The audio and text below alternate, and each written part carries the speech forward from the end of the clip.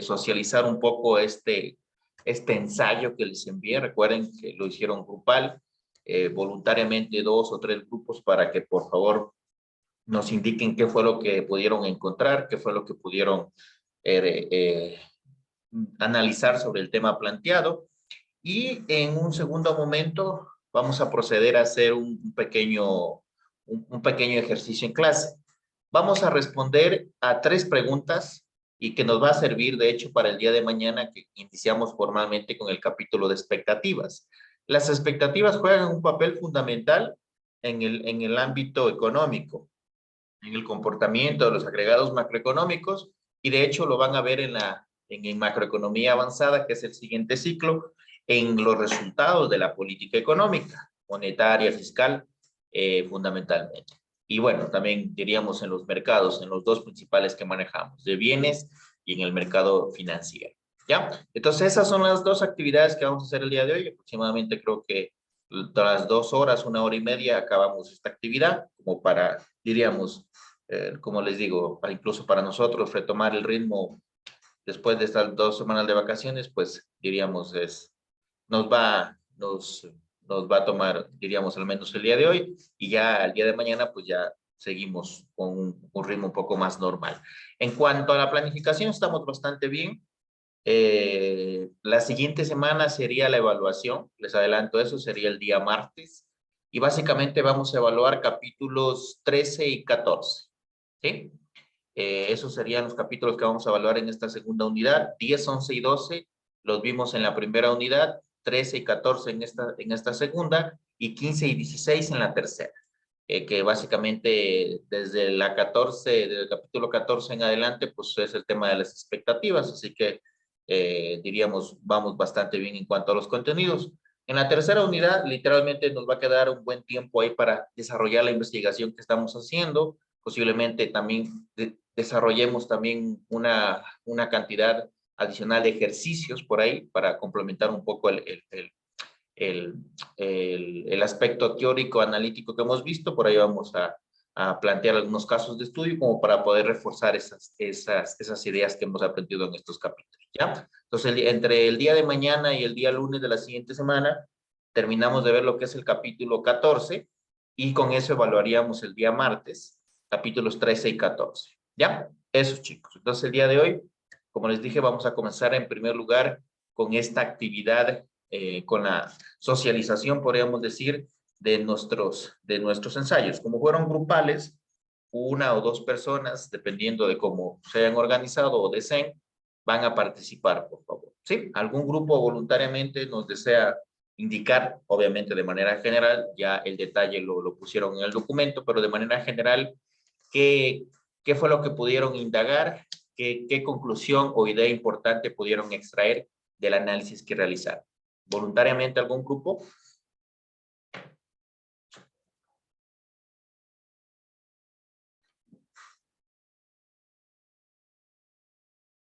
Yo sé, chicos, que volver a retomar el ritmo es complicado, por eso mismo, pues, no planteamos estas actividades, pero nos toca.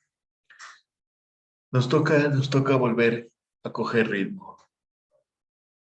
A ver, el grupo donde está Ariana, Eric y Angie, ¿qué nos pueden decir? Y luego el grupo de Adrián, ¿ya?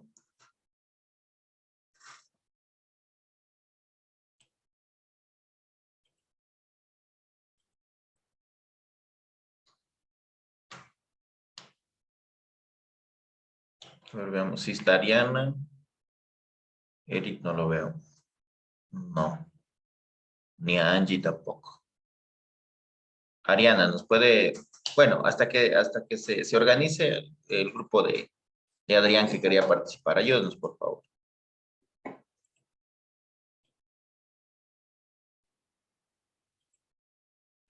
Si desean compartir la algo, algún documento en la pantalla, con toda confianza.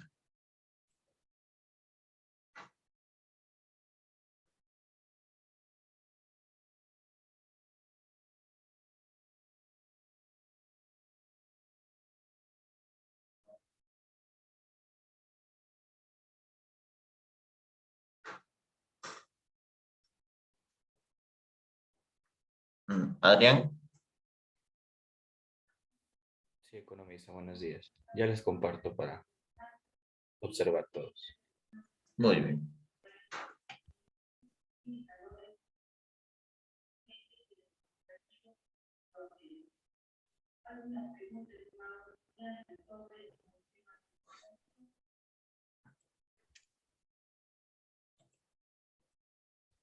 Bien, buenos días, estimado economista y compañeros. El, el trabajo realizado en cuanto al ensayo, bueno, pues estuvo conformado por los compañeros Elías Gustavo y también Dayana Narváez. El tema en el cual se desarrolló este análisis fue el análisis comparativo entre los salarios básicos y el progreso productivo de países sudamericanos. De manera general, las partes más esenciales que nosotros pudimos encontrar de esta estructura fue que existen, a pesar de que están en la misma región, existen ciertos países que tienen mejores ingresos en cuanto a los análisis de los salarios. Eh, se tiene registro básicamente desde el año 2000 en adelante, no porque algunos países no tengan valores en sus salarios, sino que esto se debe a que hay países que no daban eh, no daban estadísticas de cómo era el salario en cada uno de esos países. Entonces, a partir del año 2000 en adelante ya se tiene casi datos de estos valores. Podemos también nosotros enfocarnos en la parte del análisis de la productividad de los países sudamericanos. Podemos observar en la gráfica que tomando en cuenta América Latina, que está en color lacre, en el 2009, América Latina en color un poquito medio amarillo en 2016, y la Unión Europea, que es el continente en comparación del año 2016. Podemos observar que mientras América Latina crece eh, proporcionalmente, pero de una manera un poco muy débil, la Unión Europea se mantiene en un constante crecimiento. Entonces, podemos también mencionar que el año en el que más creció América Latina fue en el año del 2016 en adelante, tanto para la microempresa, la pequeña empresa y la mediana empresa. Observando el gráfico también podemos decir que estos valores muestran el bajo rendimiento y el dinamismo de la productividad de las MIPIMES de América Latina en comparación a las grandes empresas de Europa. Esto se debe a que la mayoría de microempresas de América Latina están enfocadas en la manufactura perdón, en la producción de materias primas, mientras que las pymes en Unión Europea, en cambio, están enfocadas en la manufactura de, de la, en base a las materias primas. Es decir, mientras que en Ecuador, pero mientras que en América Latina, nosotros producimos los alimentos, enviamos los recursos primarios. En Europa lo que hacen es a esos alimentos procesarlos y volvernos a enviar a nosotros aquí en América Latina para consumirlos. Esa es la gran diferencia. En cuanto al impacto de la evolución salarial en los países sudamericanos, como se mencionaba anteriormente, se tiene datos a partir del año 2000. Aquí hemos hecho un gráfico en el cual solo se analiza desde 2005 a 2015. Eh, Tomando en cuenta solo los países sudamericanos, se puede decir que dentro de los países sudamericanos, el que tiene un más bajo ingreso salarial es el país de Colombia, con $104. Todo esto es expresado en dólares. Mientras que el país con un alto ingreso salarial es Uruguay. Uruguay, luego seguido por Argentina, Brasil y Chile. Esto es hasta el 2015. Pero desde el 2015 hasta el 2020 sucede algo curioso, en el cual se puede mencionar que tanto Brasil y Argentina, debido a la caída de su moneda nacional, estos dos países se trasladan hasta el puesto 7 y 8 respectivamente. Por una parte, tiene que ver con la moneda nacional que se ve devaluada. Por otra parte, tiene que ver con la inestabilidad política y, y la otra parte es que tiene que ver también un poco con las cuestiones de que son muy dependientes de las materias primas. Actualmente, en el 2020, los países con mejores ingresos salariales son Chile, con 441 dólares, Uruguay con 423 dólares y Ecuador con 400 dólares. Esto antes del anuncio del nuevo alza del ingreso salarial. Pero lo novedoso en el 2020 es que Bolivia está subiendo progresivamente su ingreso salarial, ya que en Bolivia se negocia el ingreso salarial 2 veces al año, pero Argentina y Brasil cada vez van cayendo más y más en los ingresos más bajos de América Latina. Eso también podemos observar en cómo ha sido la evolución salarial de los sueldos en Ecuador. Aquí tomando datos desde 2000, podemos observar que en el 2000 teníamos un ingreso salarial de 57 dólares y de aquí ha ido subiendo progresivamente hasta el 2022, cual fue el anuncio del presidente Guillermo Lazo, en el cual se subió a 425 dólares. Ahora, que un sueldo sea mayor o menor en un país, no quiere decir al 100% que esto va a mejorar la calidad de vida de los ciudadanos, sino que así como sube el ingreso salarial, también sí sube el costo de vida. Por ejemplo, a pesar de que Ecuador y Chile estén entre los 3 primeros países con mejor ingreso salarial, eh, sin embargo, sin embargo, el costo de vida también ha aumentado. De hecho, el costo de vida en América Latina más caro es el de Chile, seguido por el de Uruguay y luego Ecuador. Entonces, el simplemente hecho de tener un mejor sueldo no significa que esto va a mejorar el costo adquisitivo de las familias. También hemos hecho un análisis del índice de precios de consumo.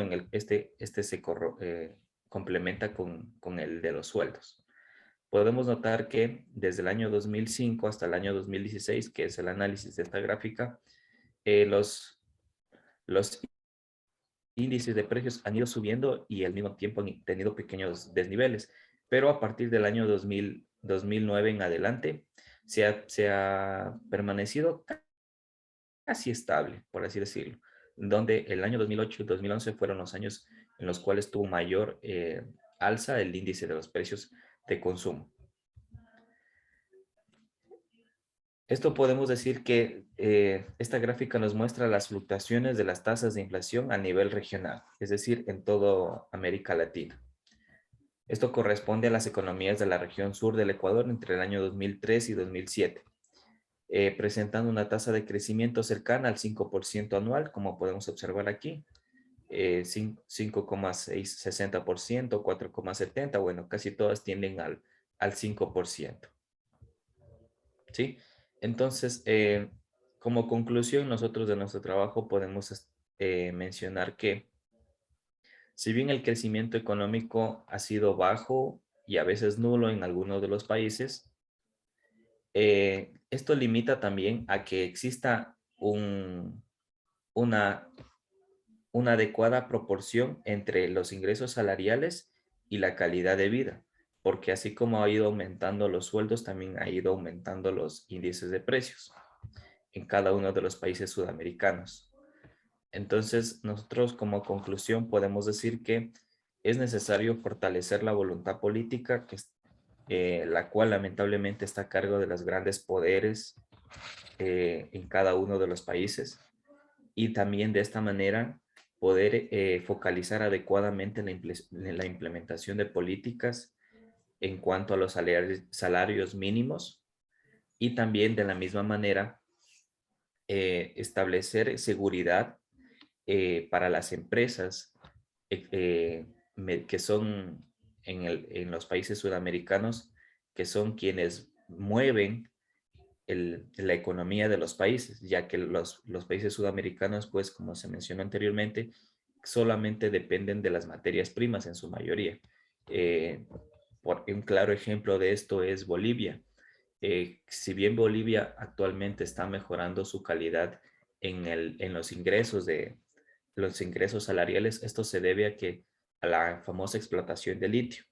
Alemania ha inyectado una gran cantidad de euros para hacer esta extracción, pero en el momento en que se termine este mineral, que tiene más o menos para 50 años, que si bien para nosotros puede ser mucho, pero para un país 50 años es muy poco.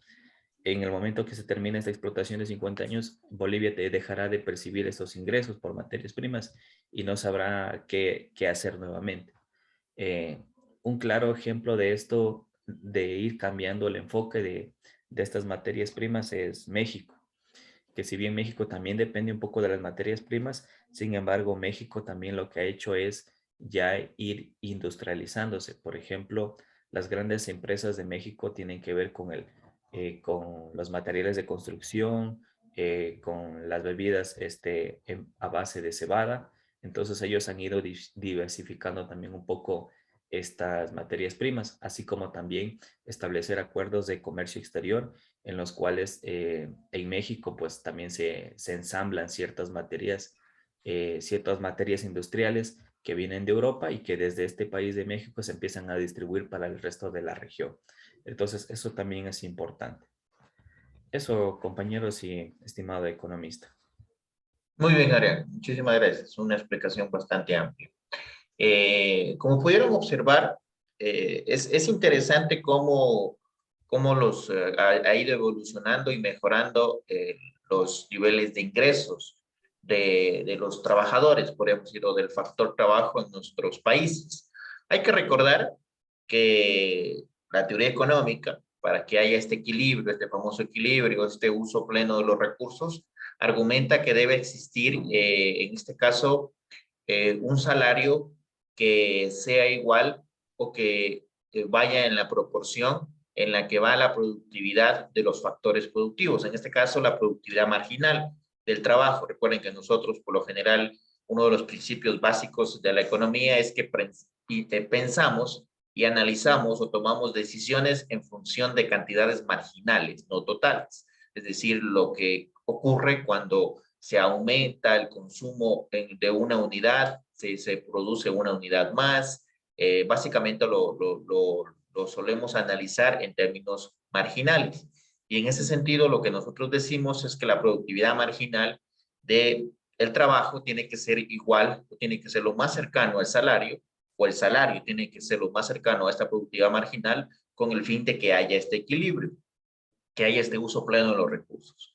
En la teoría, y diríamos, y en la medición analítica, pues no es complejo, pero ya aterrizarlo en la práctica sí implica un grado de complejidad bastante importante, porque muchas de las veces las decisiones, las negociaciones en cuanto a los salarios nominales, ya vamos a hacer énfasis en la diferencia con los salarios reales, pero las negociaciones en cuanto a los salarios nominales muchas veces no consideran el tema de la productividad, más bien obedecen a estas fuerzas relacionadas con el papel que juegan los sindicatos o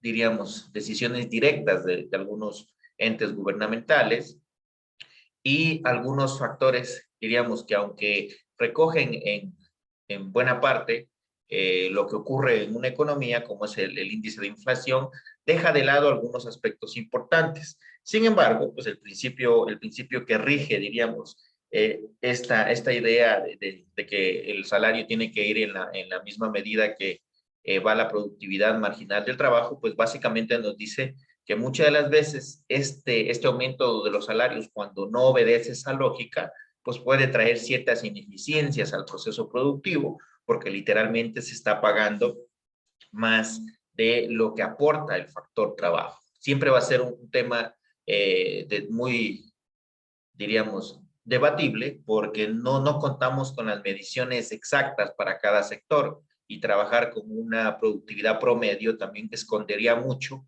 la heterogeneidad de condiciones que existe respecto al factor trabajo en cada actividad económica. No es lo mismo medir la productividad de una persona que trabaja en el sector público de una persona que trabaja en una actividad privada manufacturera. Entonces, en ese sentido, a veces manejar medidas estándar, también no es una situación tan aconsejable. Sin embargo, pues siempre existe diríamos, se suele abogar por parte de de algunos sectores empresariales que los salarios deberían responder de manera más estricta a lo que es esta productividad. Es complejo hacerlo por temas políticos, por temas técnicos, incluso para la misma medición de esta productividad, pero en todo caso no hay que perder de vista que para lograr ese equilibrio, ese uso pleno de los factores productivos, requerimos que ese salario se aproxime como tal a esa productividad. Recuerdan en el capítulo que acabamos de ver, el capítulo 13, mencionaba que si las expectativas que tienen los trabajadores respecto a su salario y que están, diríamos, desfasadas respecto a la productividad, a veces suelen traer problemas. ¿A qué nos referimos? Si ustedes recuerdan, dijimos que cuando se generaba un aumento proporcional del salario, un aumento proporcional al aumento de la productividad, no había ningún problema. A pesar de que se podía generar cierta expectativa, diríamos, el ajuste que realizan los agentes de una economía llevan a que no se genere desempleo.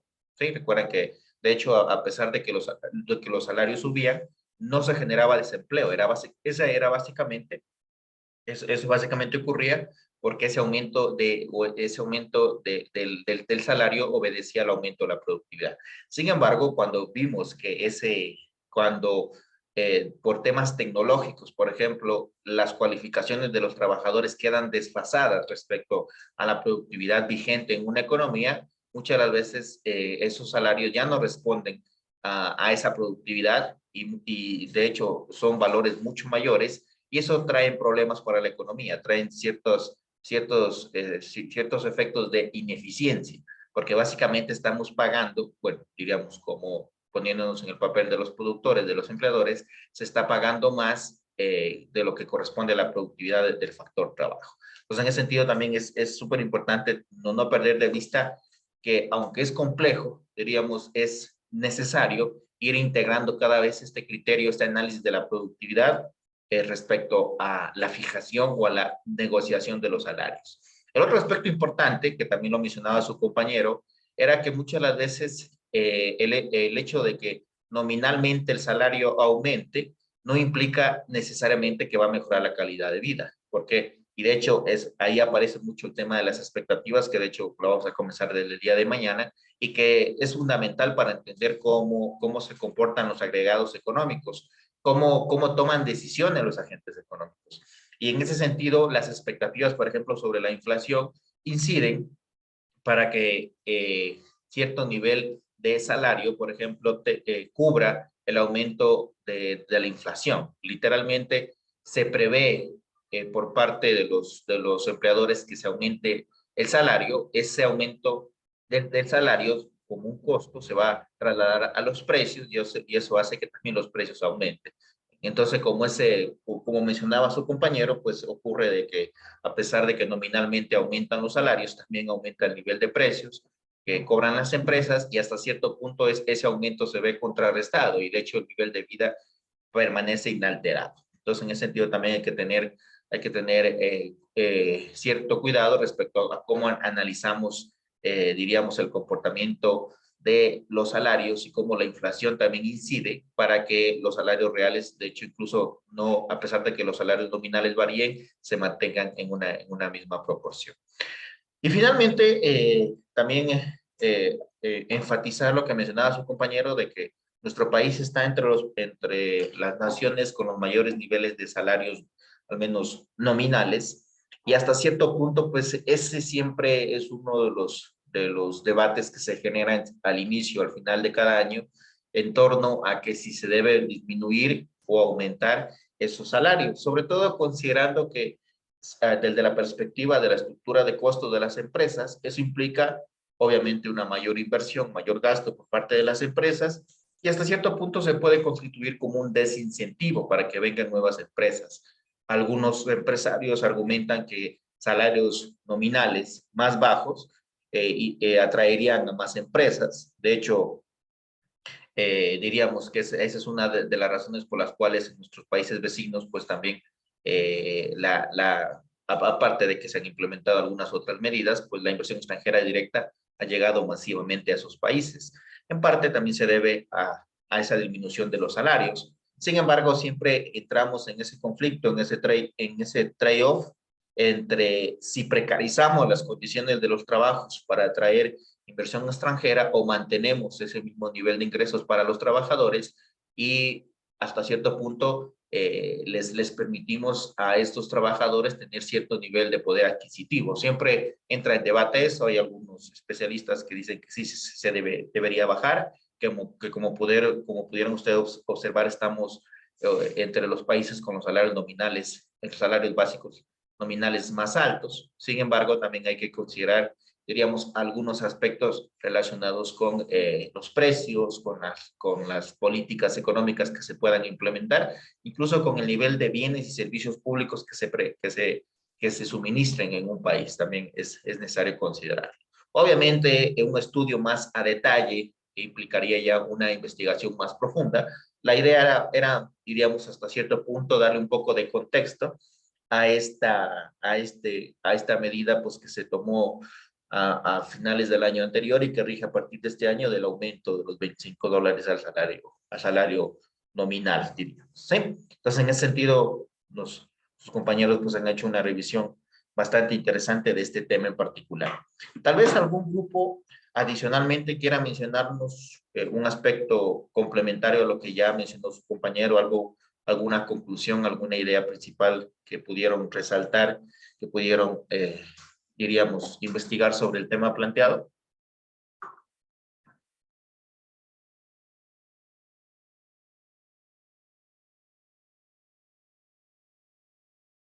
Como les decía, en algún momento tengan confianza de participar, chicos. No tengan este temor de que me pueda equivocar o que esté mal. Aquí estamos para aprender.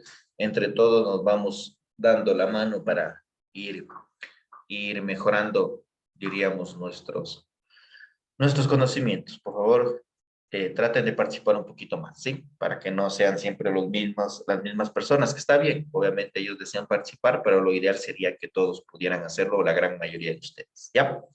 Bueno, para poder avanzar y, bueno, poder tener el tiempo suficiente para hacer la actividad que estaba planteada, la segunda, vamos a proceder a hacer este trabajo grupal. Como les decía, considerando que volvemos de estas vacaciones, lo más seguro es que la mayoría de ustedes no hayan venido leyendo como tal el capítulo que tocaba, entonces el día de hoy más bien planteamos estas actividades para que, aparte de que fuera un poco más, diríamos, llevadera la actividad, también consideremos esta situación. ¿Ya? Entonces en este momento vamos a proceder a hacer este trabajo grupal. Vamos a responder a 3 preguntas. Obviamente ustedes van a consultar en fuentes bibliográficas oficiales, no buscamos noticias de ningún blog ni de internet sueltas, sino tienen que ser, diríamos, datos oficiales, algún boletín, algún informe de alguna institución oficial. Vamos a responder a 3 preguntas fundamentales. La primera de ellas es, por favor, y anótenla, lo vamos a hacer también en grupos al azar para que también vayan participando. Después de unos 40, 45 minutos, 50 minutos, salimos a socializar esos resultados para armar una pequeña discusión, una pequeña conversación sobre estas ideas. La primera pregunta que vamos a responder como grupo es, considerando el contexto que actualmente estamos viviendo y las expectativas que tengamos sobre algunas variables.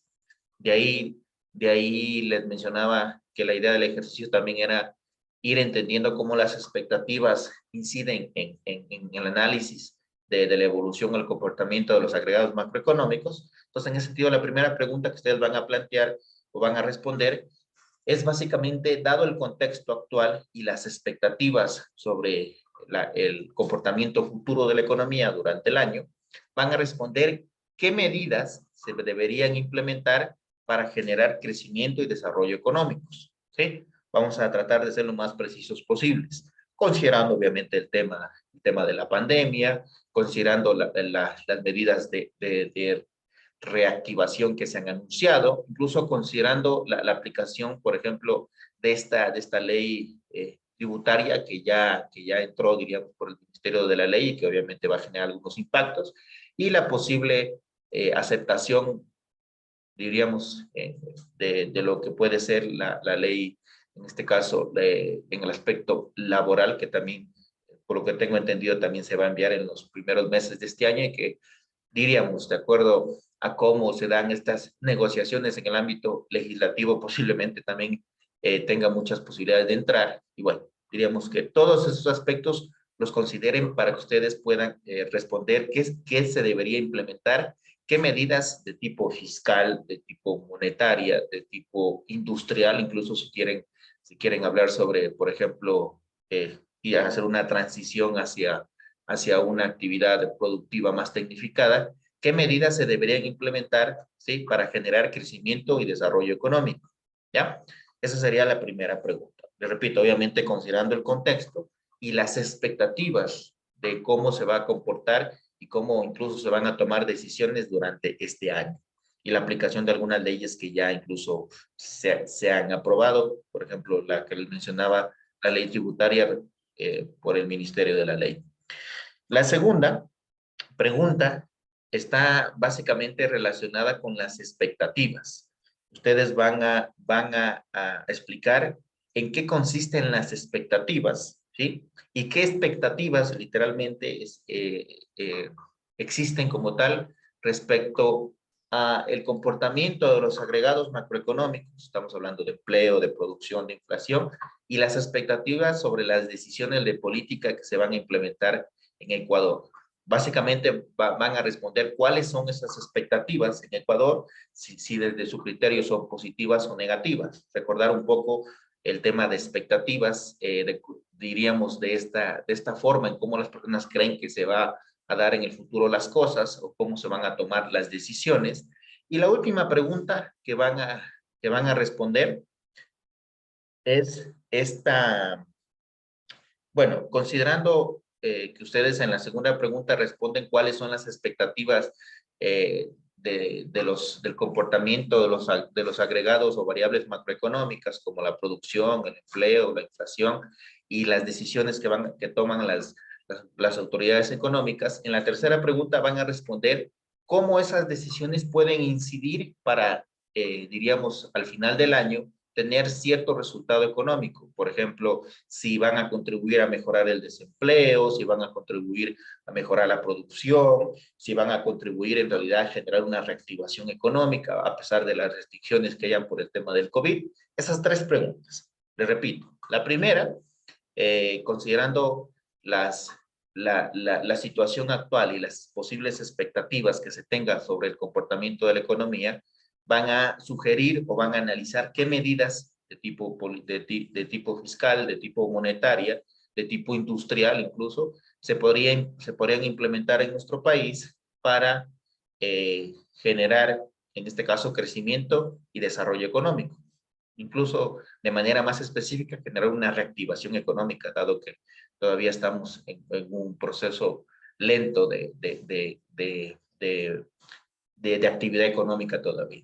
La segunda pregunta es, ¿cuáles son las expectativas que se tienen respecto al comportamiento de los agregados macroeconómicos, como la producción, el empleo, la inflación, y las expectativas que se tienen sobre las decisiones que se van a tomar por parte de las autoridades económicas en este año? Si esas expectativas a su criterio son positivas o negativas. Esa sería la segunda. Y la tercera es cómo esas expectativas que ustedes mencionan en la segunda pregunta van a incidir para que al final del año se haya o no solucionado los problemas que tenemos, como el tema del desempleo, el tema de la actividad económica, el tema de la reactivación económica, como les decía, incluso verlo un poco más allá, si es que esas medidas o esas expectativas que se tienen contribuyen positivamente a generar un mejor contexto económico para, por ejemplo, realizar una transición de una actividad económica más tecnificada, diríamos primaria como lo es ahora, a una actividad más tecnificada. Recuerden, uno de los aspectos que mencionó su compañero era que todavía nuestras economías son muy dependientes de la producción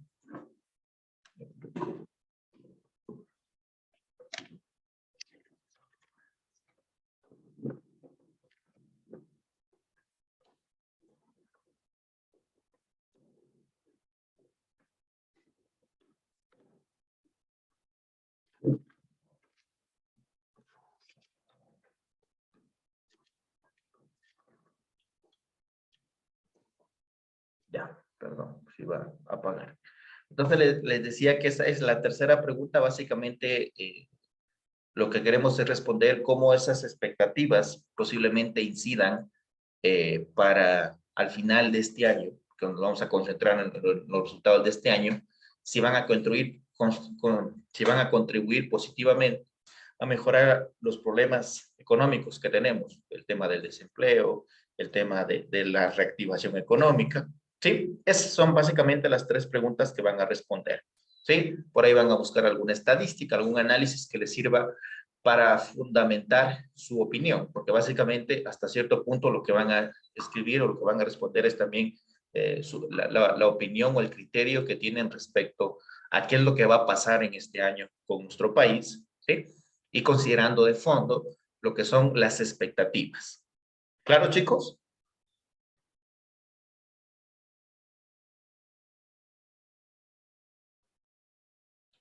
Sí, economista. Entonces, en este momento, como les decía, exagerando unos 40 minutos, bueno, 50 ya, para responder estas tres preguntas. Si pudieran incluir algunas estadísticas, algunos datos, como les digo, por lo general, lo ideal son de fuentes oficiales, directamente de los ministerios, algunos informes de coyuntura, o algunos boletines de alguna institución como el INEC. La idea es básicamente hacer un análisis más formal, no tan informal en el sentido de tomarlo de cualquier página o cualquier blog, sino incluso si pueden incluir información de papers o de algún documento indexado, incluso mucho mejor. ¿Sí? Lo ideal es cada vez ir refinando nuestro análisis para poder dar y analizar información más formal, diríamos, desde una perspectiva más formal. ¿Ya? Entonces, por favor, como les digo, de 40 50 minutos máximo para responder estas preguntas y luego, dependiendo del tiempo, socializamos algunas respuestas, aunque sea de manera general, y luego continuamos el día de mañana de ser necesario. Y recuerden que el día de mañana comenzamos el capítulo 14 y lo terminamos el lunes de la siguiente semana.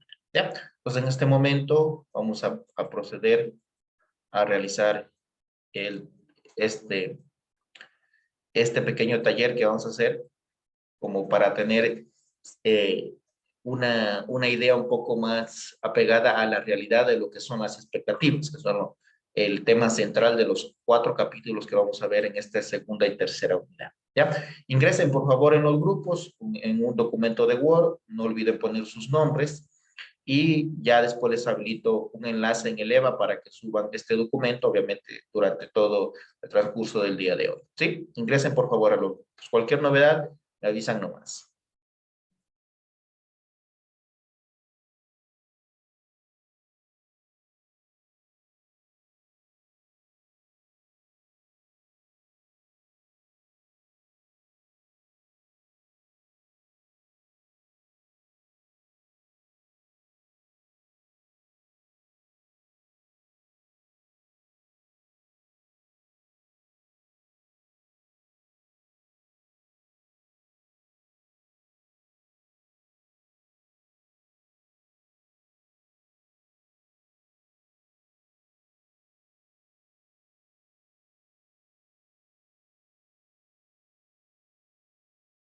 Dado que algunos de sus compañeros tuvieron dificultades para conectarse desde el inicio, así que les dimos un poquito más de tiempo, ¿ya?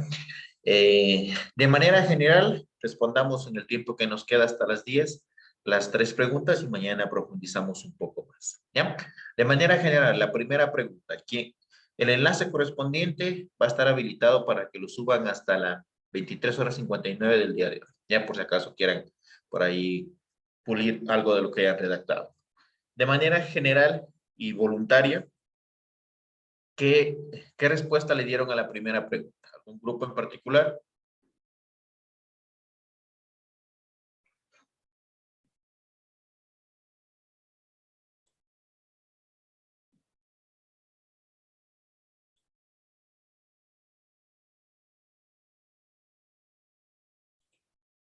A ver, Adrián.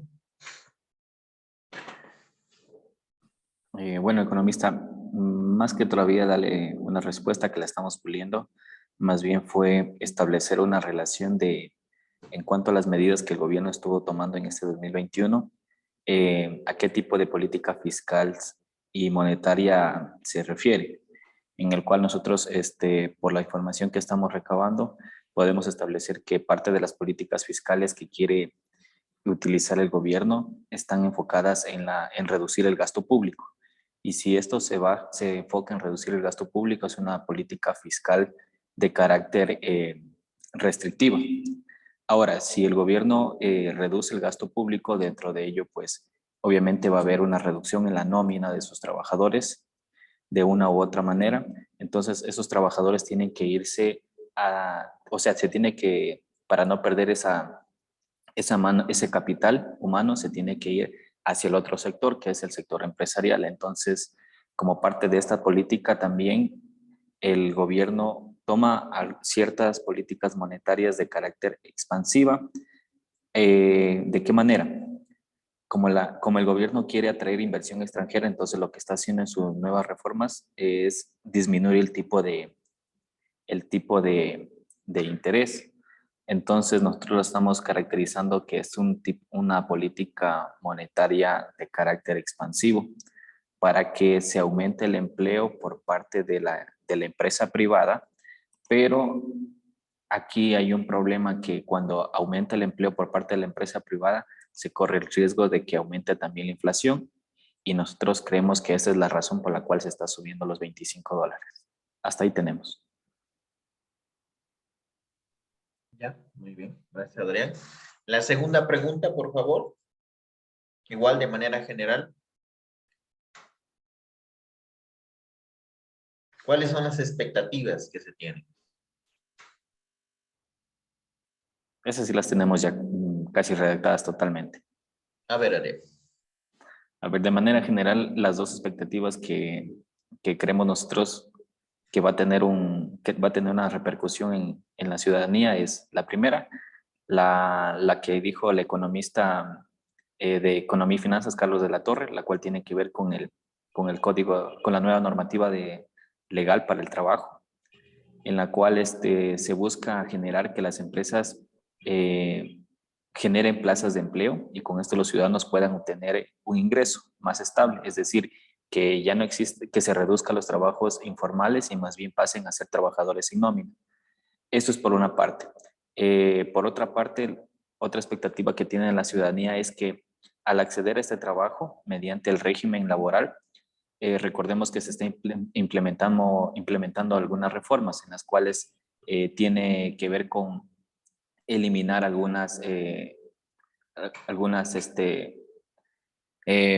modificar la cuestión de la jubilación patronal, también cambiar las jornadas de trabajo y al cambiar las jornadas de trabajo posiblemente se cambie también la forma del ingreso salarial.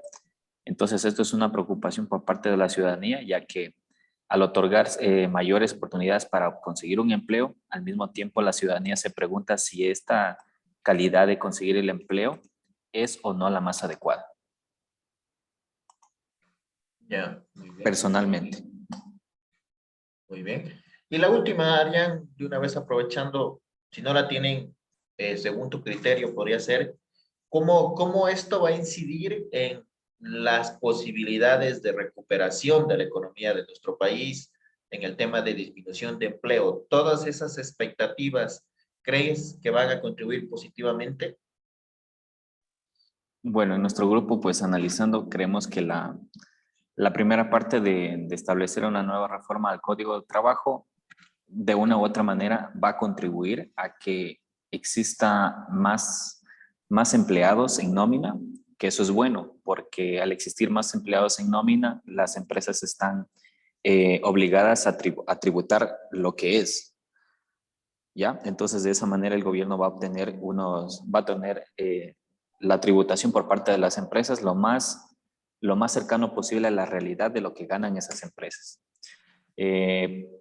Pero por otra parte, pues va a haber una inconformidad con la ciudadanía, ya que no se van a sentir tan cómodos prestando sus servicios con ciertas cosas a favor más de la empresa que de ellos. Entonces, y nosotros vemos que a final de este año posiblemente va a existir una gran inestabilidad política, y como ya habíamos visto en el trabajo de investigación, estas inestabilidades políticas lo que provocan es que las empresas extranjeras eviten seguir estableciendo lazos de comercio con estos países y más bien mudarse a otros que les den más estabilidad política.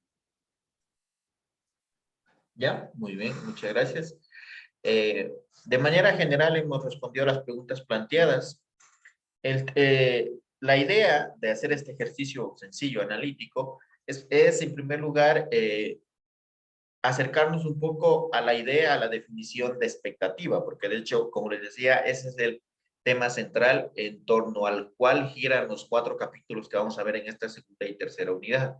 Cómo no solo son decisiones o no solo son determinantes en el presente, sino también lo que las personas esperan que ocurra en el futuro, para decisiones de inversión, para decisiones de consumo, incluso no solo sobre un comportamiento normal, diríamos, que tienen los agregados económicos como la inflación, como el desempleo, como el empleo, bueno, empleo, desempleo, crecimiento, sino también un tema fundamental es qué esperan que ocurra con las decisiones de sus gobernantes.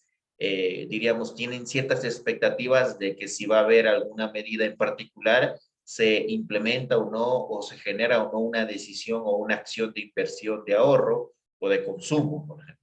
Entonces, en ese sentido es súper interesante porque los resultados de las políticas económicas, por ejemplo, no solo dependen de qué tan eficiente, de qué tan efectiva sea la política para generar o cumplir cierto objetivo, sino también de cómo los agentes van a reaccionar a la implementación y a los efectos de dicha política. Entonces, en ese sentido, los capítulos que vienen nos van a presentar algunos ejercicios interesantes y desde el día de mañana vamos a comenzar a revisar estas ideas analizando lo que es el mercado financiero. ¿Sí, Adrián, alguna inquietud? Sí, bueno, se nos quedó también algo en el aire, pero como no es del tema consultado, pero no sé, quizás con usted lo podríamos profundizar un poquito en cuanto a que aún sigue la gente, los ciudadanos siguen expectantes de la propuesta de campaña del gobierno. ¿Qué tan factible es otorgar préstamos a 30 años al 1%? Ya. A ver, este tema es interesante. Sin embargo, yo personalmente creería que todavía es insuficiente. El tema es que la mayor parte de la interacción, diríamos, o de la intermediación financiera no está con los bancos públicos, sino con los bancos privados. Y en ese sentido, en la medida en que los bancos privados sean los que generen estas facilidades, posiblemente no el 1% a 30 años, pero generen mejores condiciones para el tema de la renegociación de las deudas y los préstamos, creo que en esa medida vamos a tener resultados más favorables para la economía. Porque en el problema del ofrecimiento y del cumplimiento, o al menos diríamos, sí, diríamos que por el momento es un ofrecimiento de que la banca pública pueda ofrecer estos préstamos al 1% a 30 años, existen 2 problemas, fundamentalmente con ese que diríamos hasta cierto punto puede contribuir, pero tal vez no creo en la medida en que la gente pensaba o en las expectativas que tenían las personas.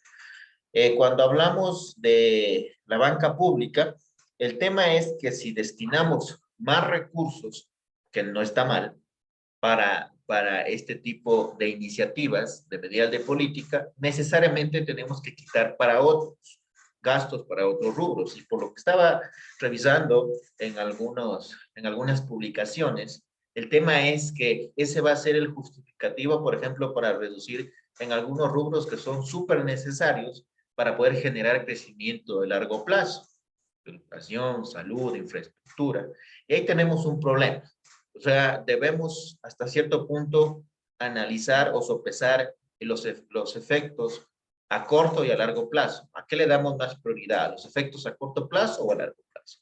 Y ahí entra un problema. Es esta situación de que si es que el ajuste y las mejoras en cuanto a temas de financiamiento no nace de la banca privada y todo ese peso, diríamos, lo carga la banca pública, tenemos este problema.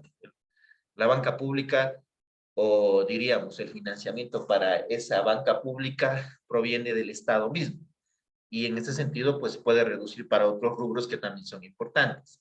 Y como les decía, el otro aspecto fundamental es que la mayor parte de la actividad económica está garantizada, está sustentada, no tanto por la actividad del sector de la banca pública, sino de la banca privada. Entonces, en la medida en que la banca privada pueda ir también generando estas facilidades, no el 1% a 30 años, obviamente eso ya es, diríamos, un objetivo bastante ambicioso, pero al menos mejorar, flexibilizar un poco más las condiciones para que se devuelvan los préstamos que ya existen o para que se den nuevos préstamos, creo que en esa medida sí podemos generar una reactivación. Incluso considerando que la banca pública de hecho ya ofrecía facilidades para quienes piden, diríamos, un préstamo a dichas instituciones, también diríamos que ya había ciertas facilidades. Entonces, en ese sentido, yo creo que ese es el problema que tenemos con este ofrecimiento. El hecho de que fundamentalmente lo va a sustentar o lo va diríamos, a cargar la banca pública. El tema es, la banca pública va a estar en la capacidad de poder generar ese financiamiento y esa es una situación que, diríamos, requiere un gran análisis y hasta cierto punto creo que las condiciones, los ingresos que tenía el Estado limita mucho la posibilidad de que esa banca pública pueda cargar con todo el peso de esa reactivación. ¿Que va a contribuir? Sí, posiblemente sí, pero en la medida de las expectativas que tienen las personas, no, porque fundamentalmente la actividad económica está sustentada en el financiamiento de la banca privada. Si la banca privada no comienza a generar igual facilidades en ese mismo sentido, pues posiblemente los efectos no sean tan significativos como esperamos.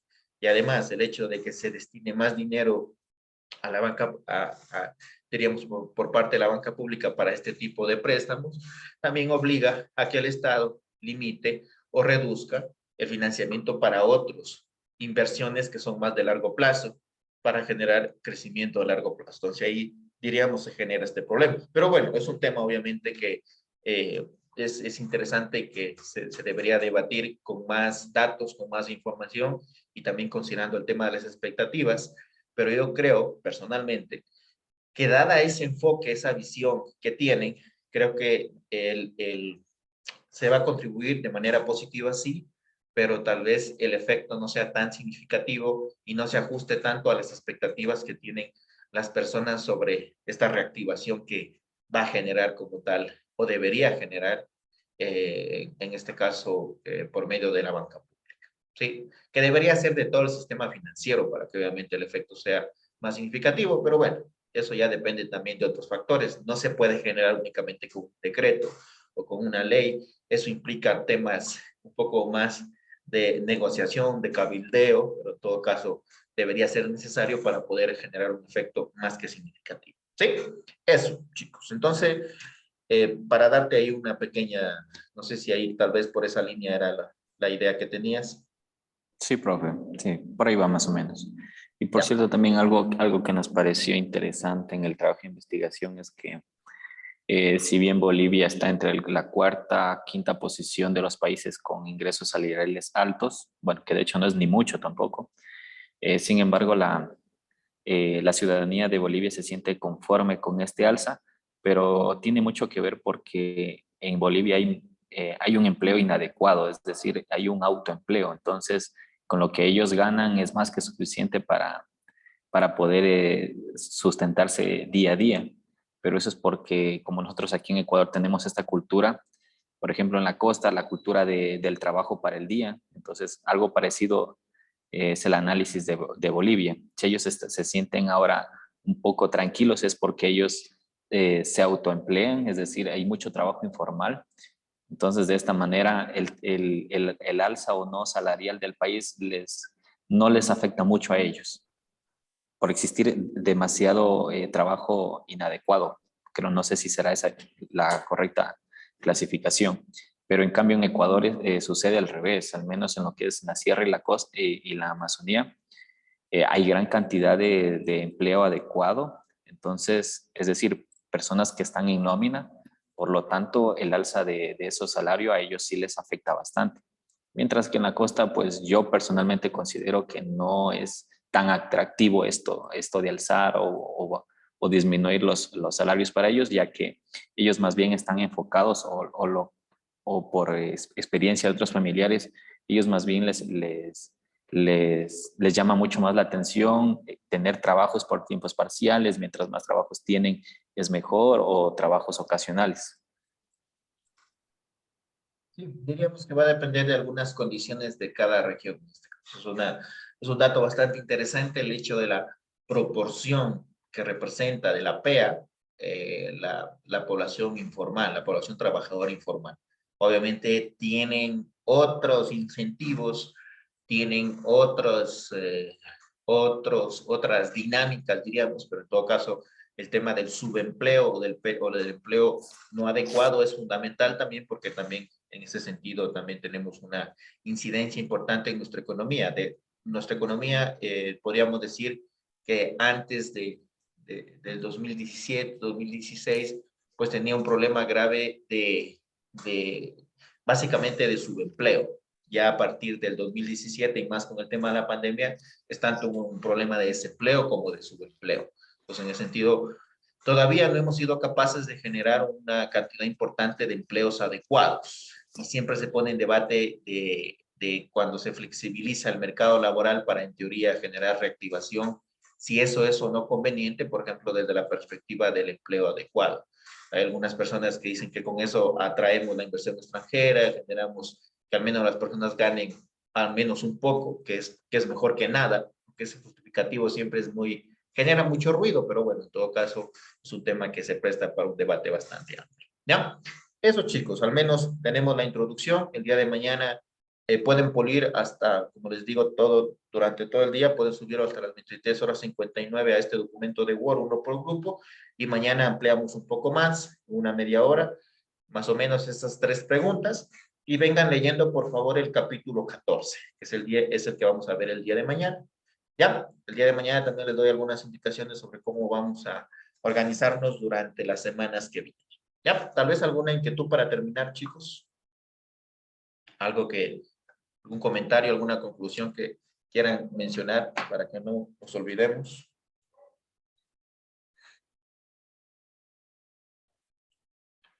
¿Todo claro?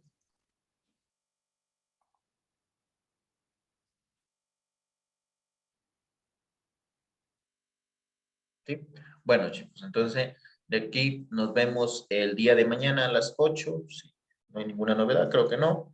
Entonces nos vemos a las 8 para comenzar el capítulo 14. Creo que la parte teórica tranquilamente la podemos ver el día de mañana. El día lunes de la siguiente semana vemos unos 2 o 3 ejercicios y con eso evaluaríamos el día martes de la siguiente semana, capítulos 13 y 14, la evaluación de esta segunda unidad. ¿Ya? Eso, chicos. Entonces nos vemos el día de mañana. Que les vaya muy bien. Hasta mañana. Hasta mañana, economista.